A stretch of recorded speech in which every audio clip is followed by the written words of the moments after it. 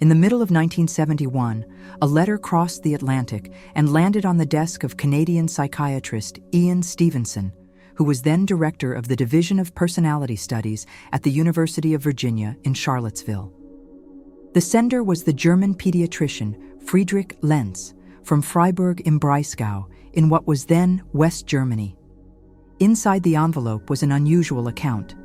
A 3-year-old child, identified as Clara Hoffman, had been spontaneously describing scenes from a previous life. The pediatrician wrote that the structure and constancy of her statements sounded more like testimony than fantasy. Stevenson, who had been collecting cases of spontaneous childhood memories since the 1960s, noted the name and requested immediate documentation. According to Lenz, Clara claimed her name was Anna, stated she had lived in a yellow house near the water, and repeatedly said she had died when the ceiling fell and everything turned red. What was most striking was her intense phobia of fire. She would panic in front of a candle flame and refuse to stay in the kitchen with the oven on. The doctor saw no obvious medical cause to explain such a strong reaction. In Freiburg, the family lived a typical middle-class routine, and the mother, Elizabeth, reported a conscious effort to avoid discussing tragedies or exposing her daughter to disturbing images. Even so, the episodes continued. Stevenson instructed Lenz to adopt the protocol he had been standardizing in his field studies. Record every statement with the date, context, exact words, and any witnesses. Separate what the child said spontaneously from what emerged from a question, and check through independent sources all verifiable details. The central goal was to minimize the influence of parental suggestion, cultural expectations, or informational contamination. In the following weeks, the pediatrician sent notebooks of observations, names, household objects, descriptions of rooms, the recurrent mention of an older brother named Paul, and the insistent phrase, "The ceiling collapsed." Stevenson's team, with the aid of a German-speaking field researcher, proceeded with geographical verification. Among the terms Clara repeated was Überlingen, a small town on the banks of the Bodensee, Lake Constance, about 120 kilometers from Freiburg. After consulting local archives and speaking with residents, a 1966 police report, 5 years before Clara's birth, emerged. A woman named Anna Kramer had died in a fire in a house with a yellow facade, close to the lake. She had left a son, Paul, then 8 years old. The documents also confirmed that the fire had originated in the ceiling during a storm. Upon receiving the dossier, Stevenson wrote in the margin, "Extraordinary coincidence, but not impossible. Continuation of memories and congenital marks need verification." In a routine examination, Lenz had observed a small red nevus on Clara's right hemithorax, a topography consistent with the area of fatal burn described in Anna Kramer's medical record. For Stevenson, this combination of elements, early narrative, verifiable data, and a bodily mark, justified longitudinal follow-up. He included the case in his European series on childhood memories associated with traumatic deaths. In early 1972, the combination of factual precision and behavioral persistence led Stevenson to decide on something unusual for his schedule: to personally travel to Germany. The intention was to directly observe the child, record the exact language, and independently repeat the documentary verification. In his preparatory notes, he wrote the objective with his characteristic sobriety. Treat as a hypothesis to be tested. Avoid doctrinal terms. Prioritize chronology and primary source. The Freiburg investigation was only beginning. If confirmed, it would add a solid point to a line of evidence that he believed deserved empirical analysis before any metaphysical conclusion. In the winter of 1972, Ian Stevenson arrived in Freiburg with his inseparable portable recorder, a black-covered notebook, and the methodical serenity that had already made him a discreet yet respected figure in scientific circles. The Hoffman family received him with a degree of reserve. Elizabeth, the mother, would later confess to feeling torn between scientific curiosity and the fear that something was wrong with her daughter. Clara, for the other hand, seemed calm. She was playing with dolls on the rug and merely smiled when introduced to the visitor. Over the following days, Stevenson conducted short, respectful sessions, always in the presence of the parents and the pediatrician, Friedrich Lenz. The conversations took place without direct questions. He simply left the environment open for the child to speak spontaneously. It was this way that, between interrupted sentences and gestures typical of a small storyteller, Clara returned to mentioning the red ceiling and my brother Paul. At one point, she looked at the recorder and said, almost in a whisper, "He was crying for me."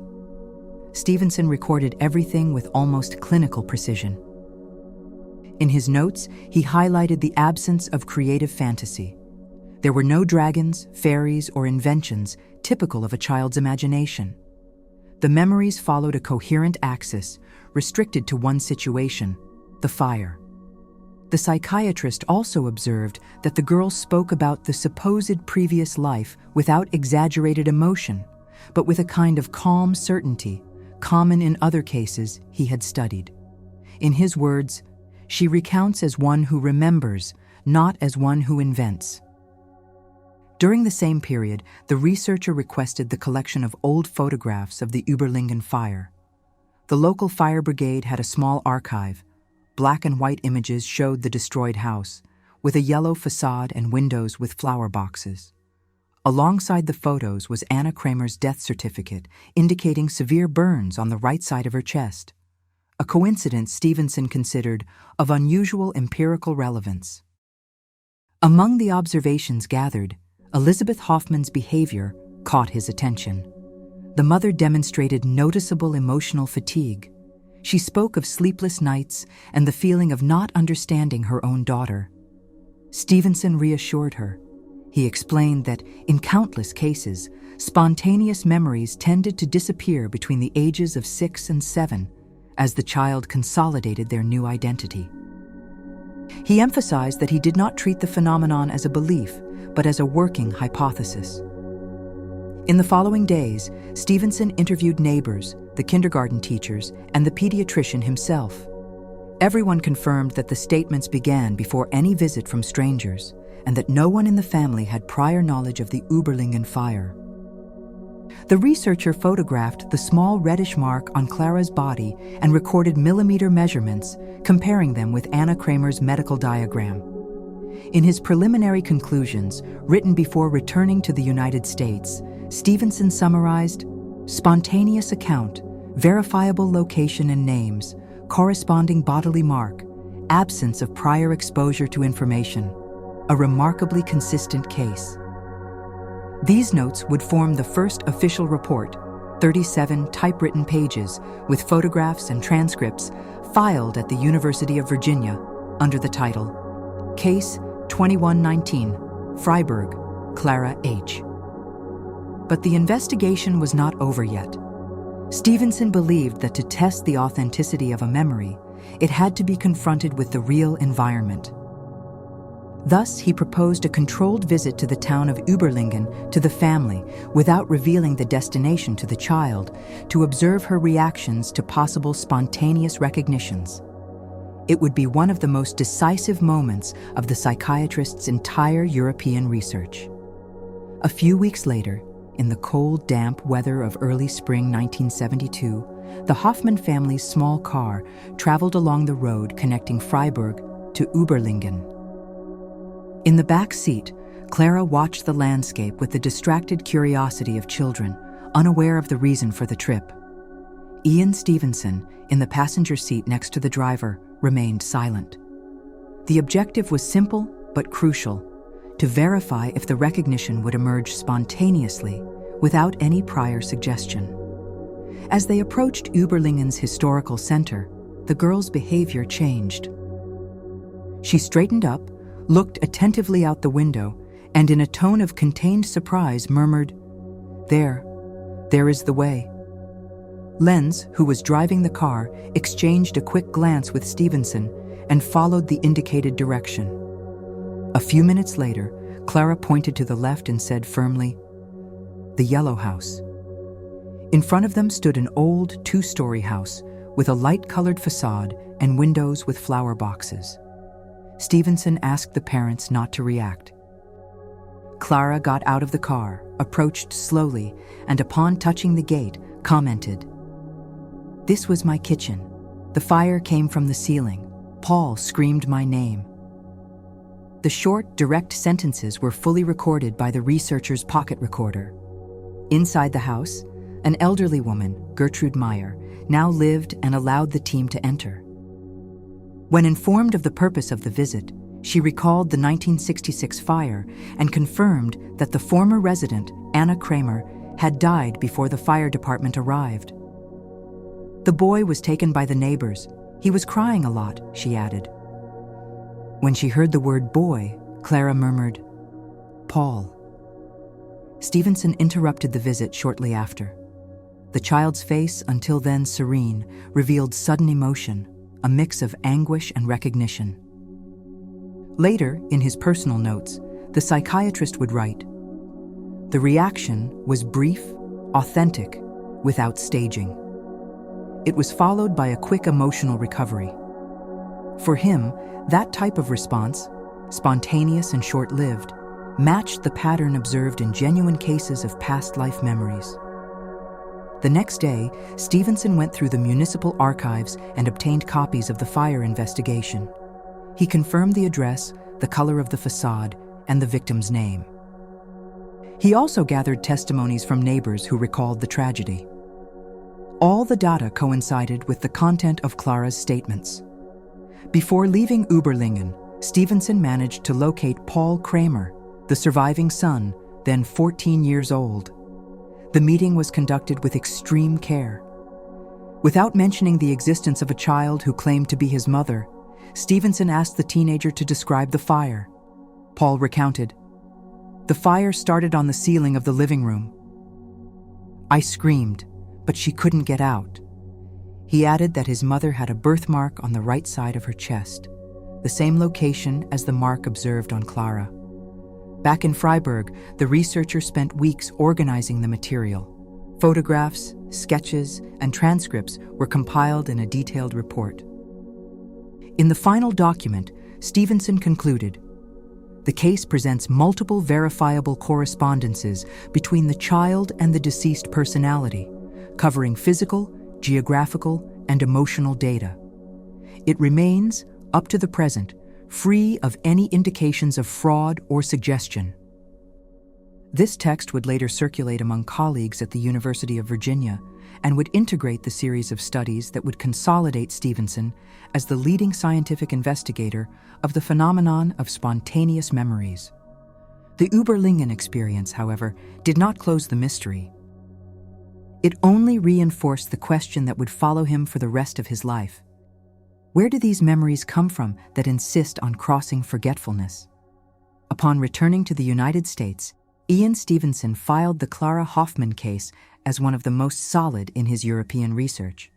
The notes were carefully organized in folders identified with the code Case 2119, Germany, Freiburg, Überlingen. He knew that the investigation could not rely solely on the emotional force of the testimony. It needed to be analyzed within a broader comparative set. Thus, between 1972 and 1974, he began correlating the German data with hundreds of other records from Asia and the Middle East. During that period, Stevenson had already cataloged over 1,200 cases of children reporting memories of past lives. Approximately 1/3 of them described violent deaths, and many had birthmarks or bodily anomalies corresponding to the fatal injuries of the identified people. Clara's case perfectly fit this profile. In his working notes, Stevenson highlighted 3 factors of scientific relevance. The first was verbal consistency. The child had maintained the same information, names, places, and circumstances over months without significant contradictions. The second factor, geographical correspondence, showed that her descriptions matched real locations confirmed by official records. And the third, perhaps the most intriguing, was the emotional intensity associated with the traumatic element of the previous death, the phobia of fire. Stevenson observed that this combination, coherent memory, verifiable location, and specific emotional response, was repeated in distinct cultural contexts.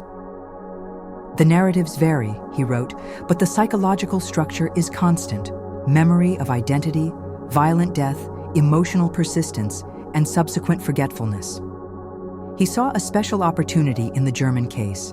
For the first time, he had complete documentation from a skeptical cultural environment without popular belief in reincarnation. The absence of religious expectation made the episode particularly valuable as empirical evidence. When a child speaks of another life in a context where no one believes in it, he noted, the hypothesis of cultural suggestion becomes improbable. Over the following years, Stevenson maintained regular correspondence with the pediatrician Friedrich Lenz, requesting periodic observations on the girl's development. In the follow-up reports, Lenz recorded that, around the age of 5, the memories began to dwindle. Clara no longer spoke of Anna so often, although the fear of fire persisted, now controlled, but still present. This pattern of gradual forgetting was familiar to Stevenson. He had noticed the same thing in various countries.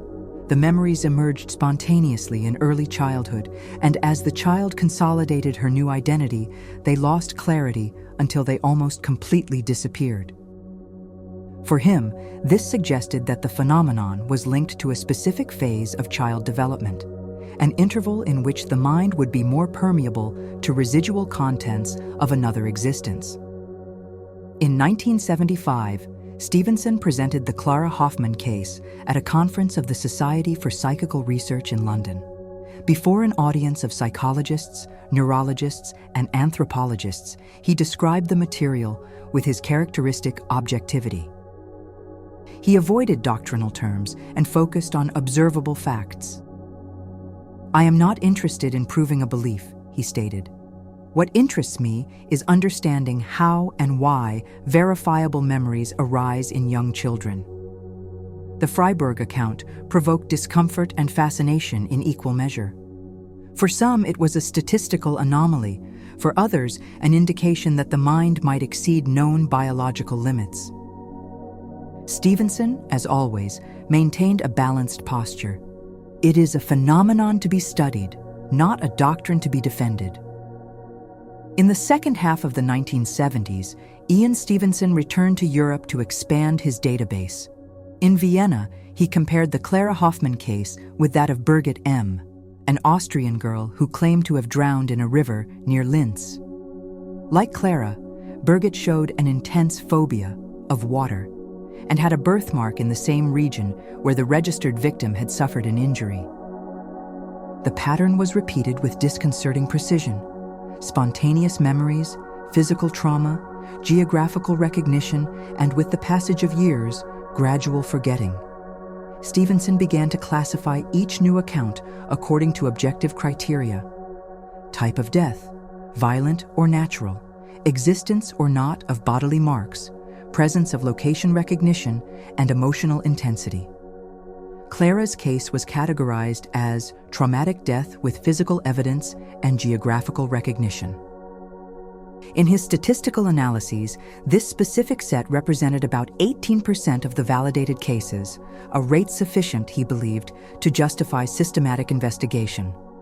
In 1977, during the International Congress of Psychiatry held in Bonn, Stevenson presented his preliminary conclusions. Before a predominantly skeptical audience, he stated that science still lacked adequate models to explain memories without biographical origin. "There is transmission of information between lives," he said, "but the nature of this process still escapes us." He avoided the term reincarnation and preferred to speak of continuity of information, an expression that sounded less provocative in academic circles. On the same trip, he met again with the pediatrician Friedrich Lenz, who continued to follow Clara's development. The girl, now 9 years old, no longer spoke of Anna, but still showed discomfort in the presence of any flame. The observation sessions revealed an introspective child with remarkable memory for details and above-average vocabulary for her age.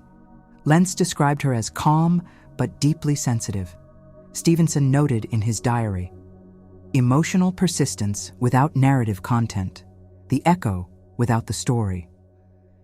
It was the realization that, even when explicit memories disappeared, something of the experience remained impregnated in the affective sphere. He began to formulate what he would later call the post-mortem memory residue, an intermediate hypothesis between biological materialism and spiritualistic interpretations. The psychiatrist believed that intense traumas could generate impressions capable of crossing the barrier of forgetfulness. "The body dies," he wrote, "but certain emotional information seems to survive, like persistent traces of light after a flame is extinguished." Back in the United States, Stevenson integrated the Clara Hoffman case into his international database, which already exceeded 2,000 records. For him, that small reddish mark on the body of a German child was more than an anatomical coincidence. It was the concrete clue to a bold hypothesis, that the human mind could transport fragments of experience beyond death. In 1982, more than a decade after the first contact with the case, Ian Stevenson received a new letter from Freiburg. The sender, again Dr. Friedrich Lentz, reported on the condition of Clara Hoffman, now a 15-year-old adolescent. The memories, according to him, had practically vanished. The phobia of fire persisted, but was controlled through behavioral therapy. "She is a normal young woman, musically talented, but still avoids approaching open flames," the pediatrician wrote. Stevenson read the report carefully and noted in the margin of the paper a short phrase: "Dissociated residual memory, content extinct, emotion persistent." The observation translated a pattern he had already identified in other studies. Children lost the plot, but retained the emotion. It was as if the narrative dissolved, leaving only the affective trace, a mute reflection of a past that could no longer be told. Clara was studying music and showed unusual sensitivity to tones and melodies. The subject of her childhood memories had become taboo in the family. The parents, although grateful for Stevenson's attention, wished for their daughter to lead a life without the burden of past memories. During a routine consultation, Lentz casually asked if she still remembered that old story from when she was little. Clara thought for a moment and replied, "It seems like a dream that wasn't mine." For Stevenson, this answer was revealing. In his publications, he would observe that the gradual forgetting of past life memories followed the same process that erases the memories of early childhood. These recollections behave like mental scars, visible at first, but little by little absorbed by the new personality, he wrote. During the 1980s, Stevenson tightened his collaboration with neurologists at the University of Virginia. He sought indications that the reported memories could correlate with specific brain patterns. No abnormalities were found. The psychiatrist then began to consider a broader hypothesis. Perhaps the brain was only the medium of expression for something greater, a field of information capable of temporarily surviving the death of the body. In 1983, the Clara Hoffman case was presented at the European Meeting of the Psychology of Consciousness in Geneva. Stevenson described the 11 years of continuous follow-up as a rare example of longitudinal documentation. He showed photographs of the congenital mark, excerpts from the original transcripts, and comparative maps of Freiburg and Überlingen. "I do not ask you to believe," he told his colleagues. "I only ask you to observe the facts with the same openness that we dedicate to any unusual psychological phenomenon." Back in the United States, he wrote the last note about the case. The disappearance of memories coincides with the consolidation of the new identity. The experience seems not to be erased, but integrated. For science, Clara Hoffman had become an example of emotional persistence without conscious memory. For Stevenson, she was one of the most discreet, and most human pieces of evidence that memory might transcend biology. By the 1990s, Ian Stevenson was already a global reference in consciousness studies. His name appeared in debates alongside neurologists and philosophers of mind, although he continued to arouse resistance among more orthodox sectors of science. The Clara Hoffman case, filed 2 decades earlier, remained in his repertoire of most solid examples, cited whenever someone asked him for evidence of methodological rigor applied to a controversial subject. In this phase, Stevenson had already partially withdrawn from the academic routine, but remained active at the Division of Perceptual Studies in Charlottesville, the same institution he had helped found. He spent long hours reviewing files, organizing reports, and comparing patterns across continents. In letters exchanged with his Icelandic collaborator, researcher Erlendur Haraldsson, he frequently mentioned the value of the European cases. Germany is fertile ground not for its belief, but precisely for its lack of belief, he wrote. The Hoffman case shows that the phenomenon does not depend on culture or faith. This perception led him to propose a more neutral view of the phenomenon. Instead of reincarnation, a term loaded with religious meaning, he preferred to speak of informational continuity. For him, if the content of the mind was not exclusively a product of the brain, it could manifest in another organism, especially in childhood, when the psychic structure was still forming. The German investigation exemplified what he called methodological clarity. In contrast to Asian accounts, where the belief in reincarnation was part of daily life, Germany in the 1970s offered a materialist and skeptical setting, without social predisposition to accept past life memories. Therefore, Stevenson considered Clara's case to be of high empirical value. During conferences in Paris and Geneva, he highlighted this cultural difference. When a child describes another self in a society that does not recognize such a possibility, the data acquires its own strength. It does not depend on faith, but on observation. These arguments were compiled in his book, European Cases of the Reincarnation Type, published at the end of the decade. In it, an entire chapter was dedicated to Clara Hoffman. The text included photographs, reproductions of letters exchanged with Lenz, and diagrams of the bodily mark. It was a technical account, but with traces of humanity, the look of a researcher who saw in children's statements not miracles, but fragments of a continuous human story. The book marked a turning point. Even among critics, the seriousness of the method was recognized. Direct collection, cross-document checking, ethical care for the families. Reincarnation remained a controversial topic, but Stevenson's approach forced science to treat it with more respect. For him, the Clara case symbolized precisely this frontier, a point where mystery allowed itself to be measured, dated, and filed. The proof is not absolute, he wrote, but silence in the face of the facts is not scientific either. Throughout the 1990s, Ian Stevenson's reputation consolidated as that of an investigator who navigated between scientific orthodoxy and the frontier of the unknown. He never presented himself as a defender of a belief, but as a patient observer of data. In his lectures, he often repeated that the function of science is not to believe, but to verify.